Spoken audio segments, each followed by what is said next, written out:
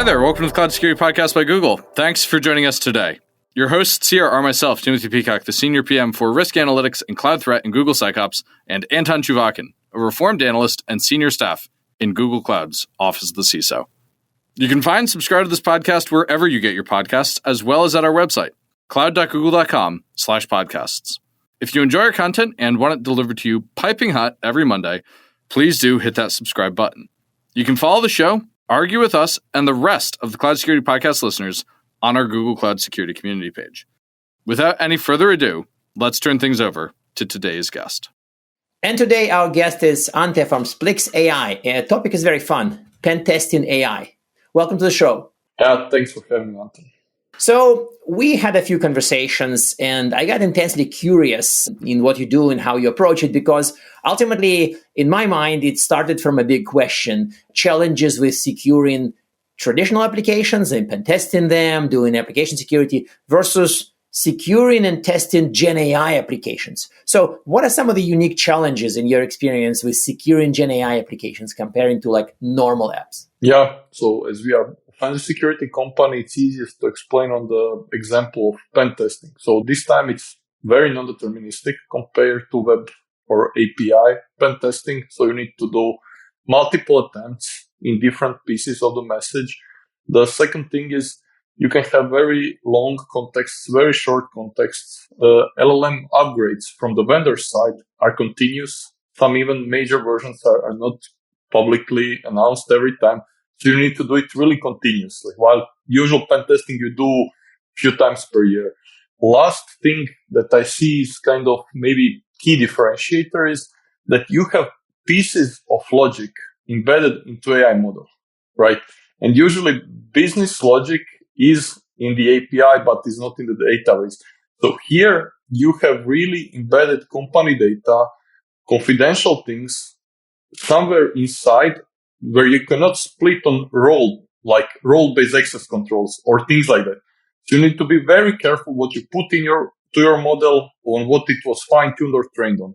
Like these are some key things that I would highlight. Yeah. I think the data mixing with an application through the model or through RAG or through the other capability is a very interesting observation, because it's almost like you may pen test a traditional app by not having any production data in there. So you can say, instantiate the app and I'm going to pen test it.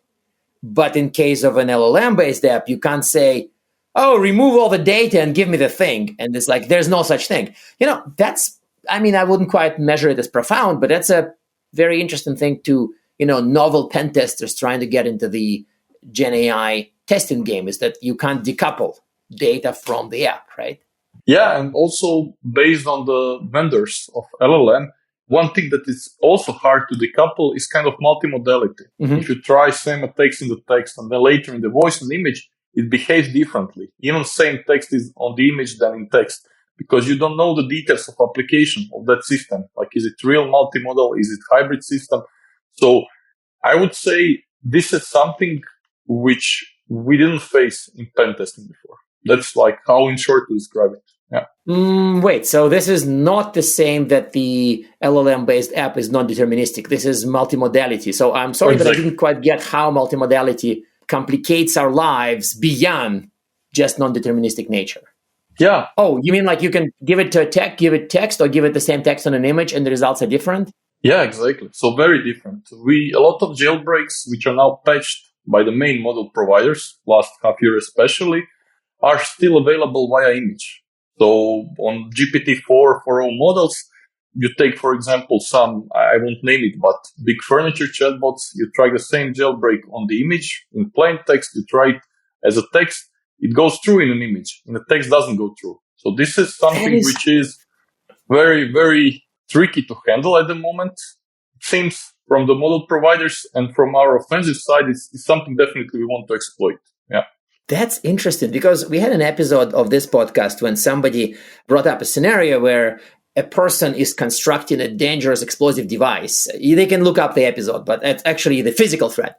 And of course, if you request an LLM to help you troubleshoot your dangerous explosive device, it just explodes, it just refuses to dangerously explode, and the LLM would refuse to help you. But supposedly, if you shoot a video of yourself constructing a dangerous explosive device, Exactly. and then ask, hey, AI, I'm constructing this thing and like it doesn't explode. Help me. It is possible that LLM would say, oh, yeah, your fuse is off here. Like, I know it's kind of comedic and idiotic at the same time, but apparently it's a risk that people are handling. Yeah, definitely. And something which I didn't see before in web or API testing, where basically if you were at endpoint for uploading the image, it was doing some processing in behind, basically doing OCR, extracting the text, and then doing the other piece of API logic. Here it's a bit different, yeah, because the models are trained on the images and it behaves differently, yeah. So to sort of up level from this, so when you look at the GenAI based or GenAI powered app, what is the attack surface that you're most concerned with, and how do you see this evolve? I mean, I think multimodality is an epic example, but anything else in the attack surface? Yeah, definitely. Attack surface, grows as you enable bigger input limits, enable different types and all of that.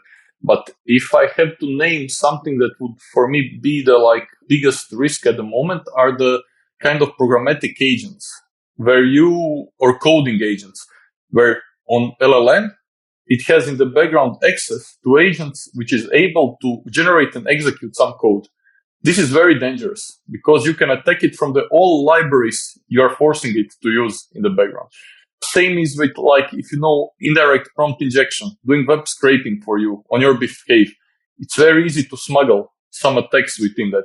So these are some things next to multimodality, I would say, are new attack surface and are really critical attack surface.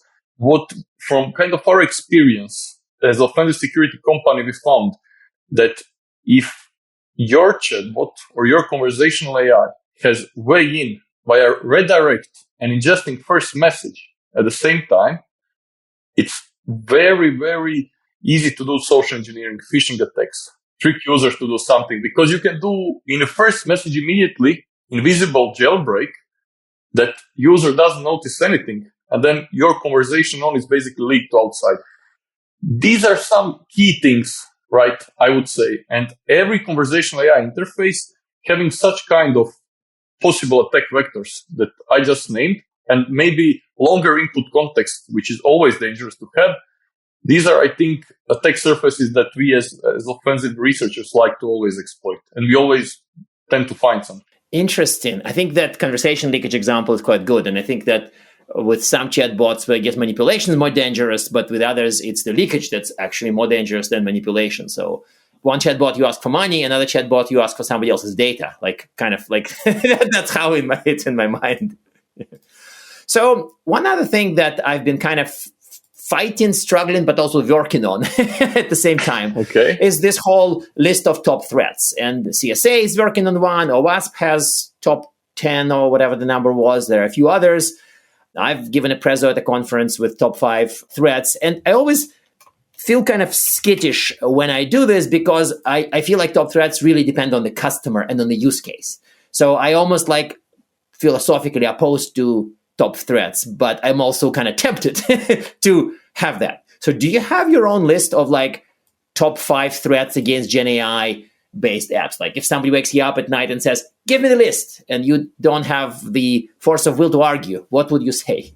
First of all, I think that you mentioned the key point that the risk depends on the type of the industry or company and also the region, I have to say. Oh, region? For me, this was a very interesting finding, right? Because when we work for the customers in Middle East, for example, in Europe, Germany, and then in US, there are really different priorities on the CISO table. So in the Middle East, for example, the key thing is not to go off topic about royal family, not to do negative comparisons to the neighbors. Right. While in Europe, it's a lot about not being biased. Really, it's not about AI safety, being transparent, being biased. In the US, I see what we see just by the experience. It's not about brand reputation, damage, and other types of risks. So it's definitely industry and geologically related. And your question about main threats, I think I mentioned some, but I will repeat them. So for me, number one is always threats to the user, right? There are always threats to the enterprise having offering conversational AI or chatbot, and threats to the user using it, right? And threats to the user, as I mentioned, any type of phishing attack. They can take their private data, their credit card numbers, details about their personality, because there is Character AI, for example, very popular chatbot where you can talk very different sensitive topics. You don't want your friends and family to see all the details you're typing in. It's not only about credit card numbers. So for me, phishing attacks, this is the key. And for the user, the second thing you don't want to happen is harmful content or kind of misinformation. If it's healthcare chatbot, you should be very precise which advices you give to user, right? And not to do anything harmful. While for the enterprises, I would say it's different pair of risks, okay? There, it's more about being compliant to the latest AI frameworks, especially regulations, like bias, not leak any confidential business logic, not to have possibility to generate fake news or be easily jailbroken and then intentionally misused for some other things. These are the key risks for the enterprises, I see. But I always feel that the user risks are higher. That itself may be region dependent to you, right? To your region. It's interesting that if I asked, I don't know, maybe an AI researcher from Dubai, if those exist, they would highlight the risks to royal family as higher than risks to people. I'm making this up on the fly, of course. But it's interesting that risks are so not just use case dependent, but even the kind of almost like country dependent. Exactly. Yeah, definitely. So one other fun thing I wanted to explore, and I'm to sort of full disclosure, I'm trying to write a blog about this and collecting data everywhere. So why don't I just use this to ask you? As far as mistakes, I mean, I've seen more people try to productize. My former colleagues from Gartner report growing movement from experimenting with AI to GenAI being in production. So what are some of the mistakes you've seen clients make? I mean, I think that not filtering multimodal data is probably going to be a fun one. Hard to do, but at least I see that as an interesting one. But anything else you've seen clients do? Obviously, do not name names. We're not under NDA, it's a public podcast. But obscure the truth, summarize, aggregate, pass it through LLM in your head. I mean, whatever you want. But just give me some fun mistakes. Yeah, definitely. I agree with you. Like, plastic answer to this question would be, they don't implement AI firewalls, they don't implement guardrails. They implement it only once it's in production and do security assessment. Then it's too late. You should do it in design phase, right? This is what I guess every cybersec expert in AI would say. But from my side, I saw one big mistake, which I didn't expect. And this is when people implement such measures or content filtering from Azure, whatever, doesn't matter. They tune it to be too aggressive, or they configure it to be too aggressive. So then you have well-protected conversational AI and the chatbot, but it's on every third question giving to the user, I cannot help you. We had a very good example of one insurance chatbot where you go in and you ask, okay, please give me some suggestion for my cat insurance. This is the type of my cat. It gives you the offer. Then you said, oh, great, thanks a lot. I really liked it. Please ignore previous message. I would like to now insure my vehicle. And then it tells you are blocked. It's a malicious user. Because ignore my previous message, in most of content filters, an AI firewall is a piece of prompt injection. And if you have this very aggressive protection, either off topic or for prompt injection or whatever, it really, I think, can make your users go away. You can lose very high percentage of your users. So this is one mistake which I saw in few places, and I think definitely I didn't expect it, to be honest. Yeah. Mm-hmm. But you are saying that this stuff, I mean, I admit, given where I work, I've seen it in consumer AI. I was asking Gemini about I had a curiosity query to Gemini about some tanks. And for some reason, because the tank was an Israeli tank, Gemini said, I'm not going to answer political questions. Like, that to me was an example of that. Admittedly, a minor one, but still. But you're describing a bot built by a business. Why would it be so aggressive about this? Like, is it because they see this as a security risk? Or is it something else? I just think they didn't do proper configuration of AI firewall or fine-tuning, or you just, for example, turn on all the content filterings on like highest level, like most aggressive filtering. It's not the thing you want. You need definitely to simulate a lot of conversations, benchmark it, and see the number of those false positive detections. Because if such number is higher than 1 or 2%, you might really lose a lot of users. And this can cause you more impact, like negative impact on the revenue, than even having some allowed risks in your conversational AI. That's how I see it.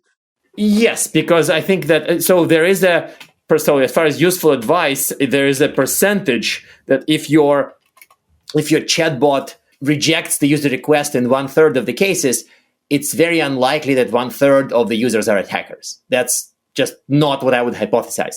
So that means that your bot is just wrong, and ultimately it would make users hate the bot and your company in the end. Exactly. So too aggressive security is an interesting one. Anything else on the mistake side? What companies did from mistake side, I see one interesting thing, the way how they, especially big enterprises, try to ramp up their AppSec teams. So they are used to some traditional application security, traditional pen testing types, and they try to give few courses to the traditional cybersecurity engineers, like to ramp them as fast as possible to AI security. But I believe much better than doing this is just involve them with the AI team. Make AI team do that, because either way, development and fixing of security issue is very close loop. So I think this is the first bridge you now need to break. And this is one common mistake I see. That makes sense. I think an AppSec one is an interesting one, because we observed some people who obsess about prompt injection and lose on SQL injection because they don't do enough AppSec. They assume that securing an AI application is all AI craft, and they ignore AppSec. But you're describing a case when they over pivot on AppSec, exactly, and they assume that AppSec would save them from AI threats. And it does in most cases. So in essence, too little AppSec and too much AppSec for AI are both mistakes. This is actually very interesting, at least if I'm rephrasing it right. Yeah, you are rephrasing it perfectly. Yeah. So I want to go closer to sort of pen testing, sort of your main craft. And I think that you highlighted the automated pen testing. While I think the field of AI pen testing, red teaming, is still emerging, I'm just curious, how do you balance this whole automated testing with humans, like experts, like, well, yourself, when you test an application? So where's the balance here? Yeah, exactly. So the word pen testing, we like to use for everything that's done automated. And that's kind of done based on some already our tech database, and then simulation or tech strategies, and then variations. While we always offer, for example, as a company, red teaming. Why? You cannot always automate latest things that you don't really understand well. You always need to have manual red teaming, especially on complex AI systems, next to AI pen testing. But there is no way you just do manual pen testing or red teaming, because manual, or like you said, by humans, covering the tech surface is impossible. That's one of the reasons why I started doing this. These companies, we got few chatbots and the request to just showcase the risks, do the red teaming. And then you try to attack in first message, in third message with 3 different attacking strategies. You try to do it in English, then multilingual, then base 64 encoding, then ASCII encoding, and then you need to repeat all that 10 times. And then you need to do it in, for example, in WhatsApp interface or some other. Imagine how much pen testers you would need for that, 10 of them for half year. So to put it then very simple, to summarize, AI pen testing is to cover 95% of the attack surface. It's kind of machine gun. Yeah. You really try to attack everywhere. And then the red teaming is like a sniper. You attack, you use it, you know it's expensive, it's precise, you use it on really critical points, to exploit biggest risk of that system. And that's how we kind of frame it and offer it together. I think one without another, it's not valid. It's not complete. Yeah. Yes, I think I like that. A lot of people argue online about red team and pen testing, even for traditional apps. But I think that answered my question about the balance of automation and manual work. And I feel like also you gracefully put a nail in the coffin to the idea of only manual GenAI application testing. It's kind of a non-starter, because there's so much stuff you can run and need to run that humans would sort of be overwhelmed. In that sense, I think I like that if somebody says, oh yeah, I have this handcrafted artisanal testing of your GenAI app and I don't use any automation, that's probably a no. It's impossible, right? Imagine, I give you one example, real life. For example, we have context leakage probe. It's scanner where we roughly automate only for that purpose, we usually simulate 500 tests. Okay, with different strategies, different variations. And for example, in January, February this year, I won't name the LLM type and then the firewall type, but they were failing significantly to detect attacks with multi-language. So let's say whole attack in English and then few words in German. And they suddenly patched it in March. And then in last few months, same vendor, firewall plus same model, are very weak against string join variation, right?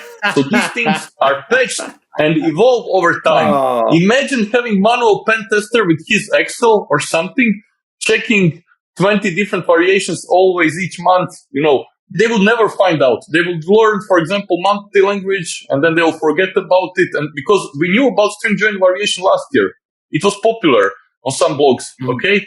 But they patched one thing, and then suddenly this other one is more successful attack variation.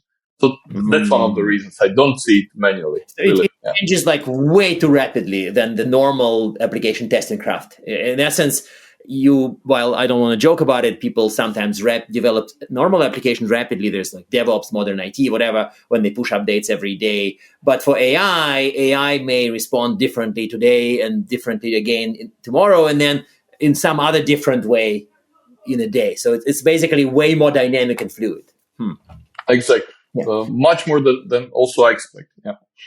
So I also, before our closing questions, I want to ask one more question about sort of like broad lessons from doing this. Like you've been doing this for, at this point, year and a half more? 2 years? Year and a half. Yeah. So in that time frame, I'm sure you'd have some really fun and occasionally sad stories and lessons. And again, sort of like think about like top 3 things you wish people would know, or it's kind of free form. What do you want the world to know? Yeah, so as you said, year and a half, a bit more, we started with that. And I was first doing defensive solutions like firewalls and those sorts of stuff.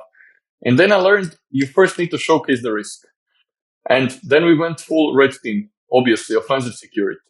But what I learned in my experience so far, whichever customer, client, enterprise you approach, doing, for example, red teaming, you always need to know how to do the blue teaming. Because every project, every POC, whatever you do, in the middle of it, they ask you, okay, great, huge risk. I want to fix it now, right? How? The human brain immediately thinks about fixing. Yeah. So exactly. That's why we are now going into purple team partnership and the other things, because we need it instantly. It's not I do the risk assessment and then half year after I fix it. No, the human brain wants to fix it now. This is one learning from my side that I saw. The second thing was how much system prompt can change during development. We had customers that changed more than 500 times their system prompt within a month on the productive chatbot.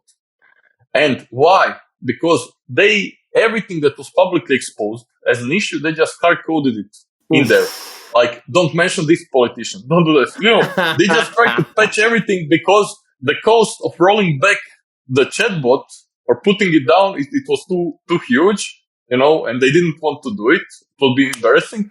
So they were every day, multiple times fixing the system prompt. And then what happens at the end, people won't understand that. At the end, you have so huge system prompt, which you send with small user message to the LLM. So you send like 20 tokens from users and few thousand tokens of system prompt, which is more or less guarded for you. Yeah. So this is not the way you should do protection. So it's better to have guardrail and not to have very expensive system prompts, right? And this was one funny mistake, like we noticed people not taking care about. Yeah, no, that's a fascinating one. And I think you can almost guess somebody would do that, but I didn't realize it's common. But then again, it's intuitively what makes sense to the team. Like, hey, I'm just going to load it into prompt and tell the machine to not do it. Yeah. Yeah, come on. But imagine on the other side, you're having the management calling you. I'm talking bad about some politician. You need to fix it as soon as possible. You don't have more options than putting in system prompts, right? Yes. Yeah. Well, you're not going to build a new product. System prompt. That same day, definitely not. Yeah. Perfect. So we're at the end. So I want to ask our traditional closing questions. Basically, one tip on this area for people and one resource, reading material When we say resource, people recommend their own blogs. When we say reading, people recommend fiction books. So it's pretty much anything you want that can be read by a human. All in LLM. Yeah, definitely. So the tip for this area, I would say just go out there to any CTF or even multiplayer competitions of CTFs, which I like, and try to win it.